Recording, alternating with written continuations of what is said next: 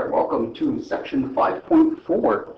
On section 5.4 of Unit 5, Algebra 1A, you should begin on page 40. I know the section begins on page 39, but we will only be doing the we'll be doing the even problems. So let's go ahead and start with number 2. So go to page 40, section 5.4.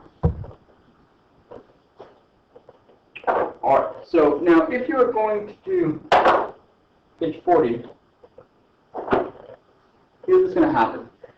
This section, if you look in the book, in the textbook, it teaches it a certain way, and they're trying to show you some shortcuts on how to do some of these problems, but I would like to just keep the section, the same thing that we were doing on 5.3, and we can hold on to the same technique, which was using the box method. Sometimes by showing you a shortcut, it actually confuses you. So here's what we're doing on 5.4. No, 5.3. This is 5.4. Here's what we're doing. We're taking this up here, 3x minus 2, and we write 3x here, and the minus 2 right here. The 3x up front, and the minus 2 right there. Now what we're going to do from there is multiply this times this to get what will be on the top left corner, which is 9x squared. On the top right, we multiply a negative 2 with 3x. That will give us a negative 6x. Treat that minus as a negative. Same thing on the bottom left-hand corner. That negative 2 times that 3x will be a negative 6x. And on the bottom right-hand side, we have a negative 2 and a negative 2, which multiplies. Remember here we're multiplying, multiplying, and we're getting 4, positive 4. Okay, from here, what they would like us to do for number 2 is to put that first box, the 9x squared, over and the box for letter A. Letter C, I'm going to skip B for a moment, but letter C is this bottom right-hand corner, right there, 4. And then letter B, let's go back to letter B. Letter B is going to be the total of these two guys added together. The negative 6 and the negative 6 added together. Remember we were multiplying before, but this time we are adding, and this becomes a negative 12x. The final step in this problem is to put all three of these things, these parts together as one answer, 9x squared minus 12x plus 4. Don't add, don't combine any of those numbers. The 9 and the 12 and the 4 do not combine because they don't have like terms. So you're just going to leave it like that, and that will be our answer, number 2. All right. Check out number 4. I'm going to go a little quickly through these because it's a repetition of the same thing over and over and over. We're using the same technique, the box method. Remember, you're free to pause and rewind as you wish, but I will go a little quickly here. We have the p minus y and the p and the minus y. We're multiplying the p and the p to get p squared on the top left corner. The negative y times the p is going to be a negative py.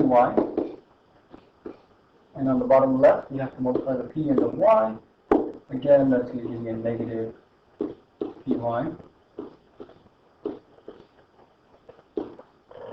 And to multiply y squared and y times y will be y squared. Next step, you're going to multiply, no, just kidding, add. You're going to combine those two to get a negative 2 py. And there's like an invisible negative 1 here. There's an invisible negative 1, and if you combine those two negative 1s, you get a negative 2. Now when I do this, I'm going to get p squared, that's this first box. A combination of this is a negative 2py, and then the bottom right-hand corner, positive plus y squared. Okay. Next one, same thing, in the box. We have r plus 5 and r plus 1. Multiply r and r squared. Multiply 5 and r, 5r. multiply the r and the 5. 5r. Multiply the 5 and the 5, 25. And there, we are going to first of all write down the first box on the top left. Combine these. Looks like a little peanut. So combine the peanut from now on. 5r and 5r is 10r. And then Roger, 25. Okay, so that's pretty much all we're doing over and over and over. I'll let you do the odd ones on your own. Remember that you can always come into the center and get some help on those if you need further assistance, or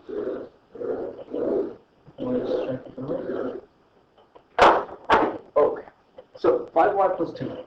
5y plus 2. 5y plus 2. Now notice that there's a plus here, and I didn't write anything right here. I mean, you could write the plus. You don't have to write anything really. Alright, multiply the two top left things. And you get 5y squared. Actually, you get 25. 25 y squared, because the 5 and the 5 makes 25. 5y times 2 is 10y. 5y times 2 is 10y on the left. And then 2 times 2 to make the final box is 10. The first top left-hand corner is the first thing you write. Then the peanut, because these are like terms, they get added together. Oh, not 10, that's 20y. 20y. Let's erase that.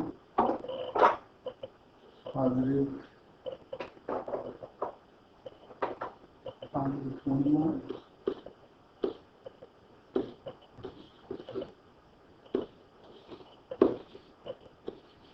And then finally the bottom right hand corner. Positive. Alright. Yeah, hopefully this is making some sense now.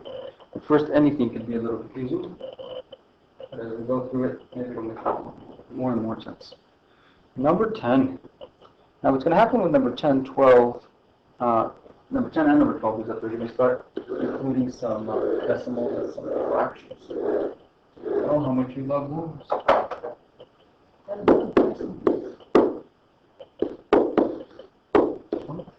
W, and this is 7z, and minus 3. Okay, so multiply this. Multiply the 0.7, you're going to multiply. If you go ahead and multiply that out, you will get 0.49 z squared. When you multiply 0.7 times 0.3, you're going to get 0.21 wz. And when you multiply negative 0.3 down here with 0.7 up there, you're going to get a negative 0.21 wz. I just realized that this should have a negative up here, because this is a minus. Then multiply negative 0.3 and negative 0.3, that's going to give me a positive 0.09 w squared. Alright, final step, combine the being. You're going to get 0.49 z squared to start off the problem. The being is going to add up to become negative 0.42 wz. I'm just simply adding the 0.21 and the 0.21. And then at the end, positive 0.09 wz.